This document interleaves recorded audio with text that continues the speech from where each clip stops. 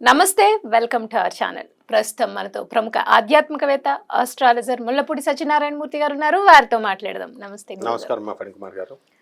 విశ్వవసు నామ సంవత్సరం అండి, కొత్త సంవత్సరం ఉగాది నుండి స్టార్ట్ అవుతుంది.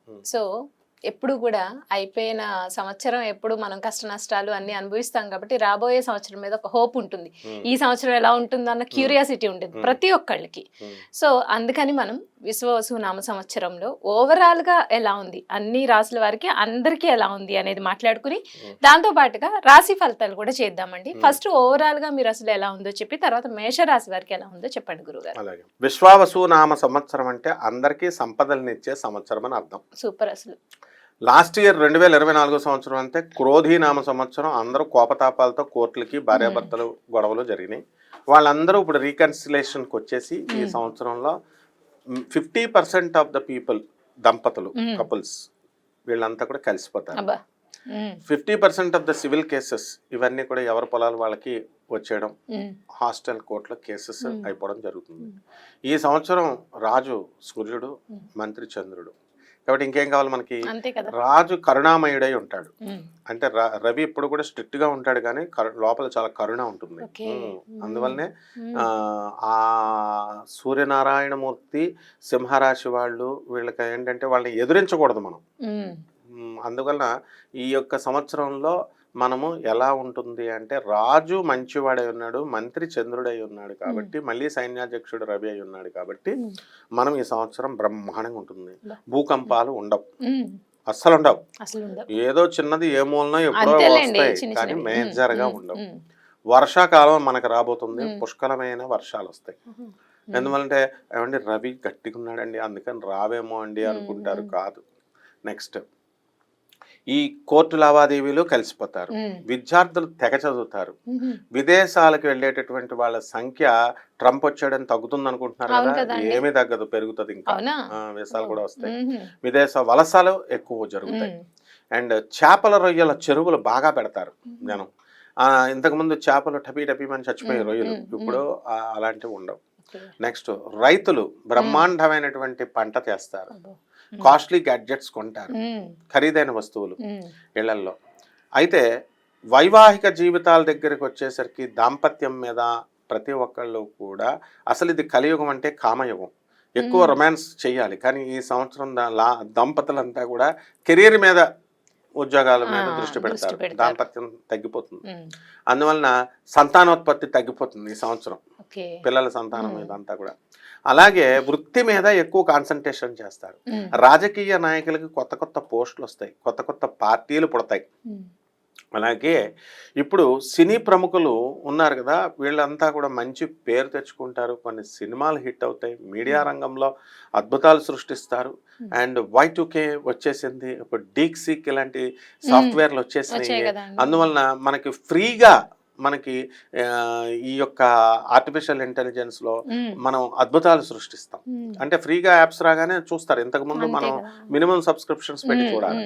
ఈ విధంగా మనకి అన్ని వర్గాల ప్రజలకి కూడా, ముఖ్యంగా లేబర్, కష్టాన్ని నమ్ముకున్నటువంటి వాళ్ళకి వాళ్ళ దానికి తగ్గట్టుగా సంపద వస్తుంది, ఫలితం వస్తుంది. అండ్ యాంకర్లు, సినిమా హీరోయిన్ లాగా వాళ్ళ యొక్క చార్మ్ పెరుగుతుంది. అండ్ ఈ సంవత్సరం అంతా కూడా డామినేషన్ అన్నమాట. అంటే ఎవరి వృత్తుల్లో వాళ్ళ డామినేషన్. అలాగే ఫ్యామిలీలో లేడీ డామినేషన్ ఎక్కువ అవుతుంది, మంత్రిత్వం చేస్తారు భార్యలు. ఇంతకుముందు పాపం భర్తలను ఎలా కంట్రోల్ చేసుకోవాలో తెలియక వాళ్ళు మామూలుగా డైరెక్ట్ అడుగుతారు. ఇప్పుడు ఏమంటారు, ఇప్పుడు చూడండి, ఇంతకుముందు ఎగ్జాంపుల్ చెప్తాను. ఒక పెళ్లి సంబంధం బాగాలేదనుకోండి, నచ్చలేదు, కట్నం అవతల తక్కువ ఇస్తున్నాడు, అందుకని వీళ్ళు ఏం చెప్తారు తెలుసా, డైరెక్ట్ ఏమండి మీరు కట్నం తక్కువ ఇస్తున్నారు అందుకు మీ సంబంధం మాకు వద్దు అని చెప్పరు. ఏమండి ఫలానా జ్యోతిష్కుడు చెప్పాడండి, మా జ్యోతిష్కుడు వద్దని అన్నారండి, కలవలేదండి అని ఎలా తోసేస్తారో. ఇది వరకు సినిమాకి తీసుకెళ్ళు, నగల కొను, చీరలు కొను అని అడిగేవారు పాపం ఆడవాళ్ళు. ఇప్పుడు అట్లా అడగరు అన్నమాట. ఇప్పుడు ధనత్రయోదశి వచ్చింది, నువ్వు బంగారం కొనిపెట్టాలా, కుబేర ఇది కొంటే నువ్వు కోటీశ్వరుడు అవుతావు, లేదంటే నీ ఉద్యోగం ఊడిపోతుంది అని ఒక సింపుల్ గా మంత్రిత్వం. చంద్రుడు కదా చెప్పగానే వీడికి నిజంగానే సాఫ్ట్వేర్ రిసెషన్ లో ఉంది, ఎక్కడ ఉద్యోగం ఊడిపోతుందో అని చెప్పి భయం వేసి వీడు కొంటాడు. అలాగే చీరలు, ఒక కొత్త పండగను సృష్టిస్తారు అవసరమైతే. ఆ పండగతో చక్కగా ఈ చీరలు కొనాలి ఇలాంటి రూల్స్ అన్నీ కూడా అంటే తెలివితేటలతో కుటుంబాన్ని గురుగారు అయితే విశ్వ వసునామ సంవత్సరంలో మేషరాశి వారికి ఎలా ఉంది అనేది ఒకసారి చెప్పండి. మేషరాశి వారికి ఆదాయాల కంటే కూడా వ్యయాలు ఖర్చులు ఎక్కువగా ఎక్కువగా ఉంటాయి. ఉన్నాయా? ఉన్నా పర్వాలేదు. ఎందుకంటే ఏలినాటి శని మనకి ఇప్పుడు మార్చి 29 తర్వాత ఏలినాటి శని ప్రారంభం కాబోతుంది. అలాగే ఈ యొక్క రాహువు ఏం చేస్తున్నాడంటే మనకి మీనరాశిలో ఉన్నటువంటి రాహువు మనకి కుంభరాశిలోకి వస్తున్నాడు. కాబట్టి మానసికంగా అశాంతిగా ఉన్నటువంటి ఈ యొక్క మేషరాశి వారంతా కూడా సుఖ సంతోషాలతో ఉంటారు. వ్యాపారాలు బ్రహ్మాండంగా సాగుతాయి. వృత్తి వ్యాపార ఉద్యోగ విషయాలు చాలా అద్భుతంగా ఉంటాయి అన్నమాట. ఆదాయాలు పెరుగుతాయి. అంటే ప్రపోర్షనేట్గా ఖర్చులు ఎక్కువ అవుతాయంటే చుట్టాలకి బంధువులకి మన స్నేహితులకి వీళ్ళు మేషరాశి వారు హెల్పింగ్గా దూరి డబ్బులు అవి ఖర్చు చేస్తారు. అంతకుమించి ఆదాయం పడిపోతుందంటే ఏమో అసలు రాదేమో అని కాదు. అలాగే ఈ యొక్క మేషరాశి వారు విదేశాలకు వెళతారు. అండ్ ఈ సినిమా యాక్టర్లు మంచి పేరు ప్రతిష్టలు తెచ్చుకుంటారు. ఆరోగ్య విషయాలలో ఎక్కువగా మనకి ఈ మేషరాశి వారికి వేడి ఎక్కువగా చేస్తుంది. అండ్ గొంతు నొప్పులు, మైగ్రేన్, దగ్గు ఇలాంటి చిన్న చిన్న వ్యాధులు తప్ప పెద్ద అనారోగ్య సమస్యలు లేవు. అండ్ ఈ మేషరాశి వాళ్ళంతా కూడా వాళ్ళ తల్లిదండ్రులు వార్ధక్యంలో ఉన్నటువంటి వాళ్ళ తల్లిదండ్రులంతా కూడా వీళ్ళ దగ్గరికి చేరడానికి అవకాశాలు ఉంటాయి. అలాగే తల్లిదండ్రుల ఆరోగ్యం గురించి మొన్నటిదాకా చాలా బాధపడినటువంటి వాళ్ళు ఈ ఉగాది నుంచి మే 30, 2025 సంవత్సరం వరకు ఎక్కువగా ఆలోచిస్తారు. ఆ తర్వాత ఆలోచన తగ్గిపోతుంది. అండ్ బట్టల వ్యాపారము, వస్త్రాల వ్యాపారము, తర్వాత ఈ యొక్క హాస్టల్స్, పబ్స్, రెస్టారెంట్స్ ఇలాంటి బిజినెస్లు బ్రహ్మాండంగా సాగుతాయి ఈ మేషరాశి వారికి. శత్రువులపై ఆధిపత్యం జరుగుతుంది. తర్వాత వీళ్ళు షష్ఠ స్థితిగతుడైనటువంటి కేతుగ్రహము మే 30 తర్వాత పంచమ స్థానంలోకి వస్తున్నాడు. కాబట్టి ఈ మేషరాశి వారికి సంతానమే వ్యాకులత చెందుతూ ఉంటారు. అంటే పిల్లలు చెప్పిన మాట వినరు మేషరాశి వాళ్ళు. పిల్లలు ఇప్పుడు వాళ్ళు ఏంటంటే తప్పుడు పనులు చేస్తున్నాను కదా, లైబ్రరీకి వెళ్తారండి ఫారెన్లో పిల్లలు. వెళ్ళి 11 దాకా లైబ్రరీలో చదువుతారు, 10 దాకా. ఇక్కడ మళ్ళీ మనకి జనం ఉండరు అక్కడ యుఎస్లో. అక్కడ 13 ఫ్లోర్ల నుంచి లైబ్రరీ యూనివర్సిటీ ఉంటుంది. కిందకి దిగాలి, అక్కడ ఎవరు ఉండరు ఆ ప్లేస్లో. ఇక్కడ మళ్ళీ వాళ్ళు కార్ పార్క్ తీసుకొని వాళ్ళు వేరే అపార్ట్మెంట్లో ఉంటారు. యూనివర్సిటీ హాస్టల్స్ ఉండరు ఫారిన్లో, అక్కడికి వెళ్ళాలి. ఇక్కడ ఎవరు ఉండరు, లొకేషన్ ఆఫ్ చేసుకుంటారు. ఇక్కడ పేరెంట్స్ ఇండియాలో ఉంటారు లేదా ఫారిన్లోనే ఉంటారు వేరే స్టేట్లో. సో ఇలా టెన్షన్ పిల్లలకి ఏమైందని ఈ విధంగా ఈ రైతులకు బ్రహ్మాండంగా ఉంటుంది. మంచి వ్యాపారాలు చేస్తారు, లాభాలు వస్తాయి. అండ్ సినీ సంగీత సాహిత్య రంగాలలో ఉన్నటువంటి వాళ్ళకి గౌరవ పురస్కారాలు జరుగుతాయి. ఫారిన్ సంబంధమైనటువంటి వ్యవహారాలు, ఉప్పు చేపల వ్యాపారం నుంచి జెమ్స్, కాస్మెటిక్స్, సెంట్స్ ఇలాంటి బిజినెస్లు అన్నీ, సముద్రం ప్రొడక్ట్స్, ఫారిన్ ప్రొడక్ట్స్ అన్నీ కూడా మనకి మే 30 తర్వాత కొంచెం తగ్గుతాయి. అలాగా అన్ని ఓవరాల్గా ఈ యొక్క మెస్మరిజం పవర్ బాగా పెరుగుతుంది మేషరాశి వారికి. కాబట్టి దీనికి మనము రెమెడీస్ కొన్ని. అయితే మేషరాశి వారు పాటించాల్సిన పరిహారాలు, అలాగే వాళ్ళకి కలిసి వచ్చే సంఖ్య, వాళ్ళకి కలిసి వచ్చే కలర్ కూడా చెప్పండి.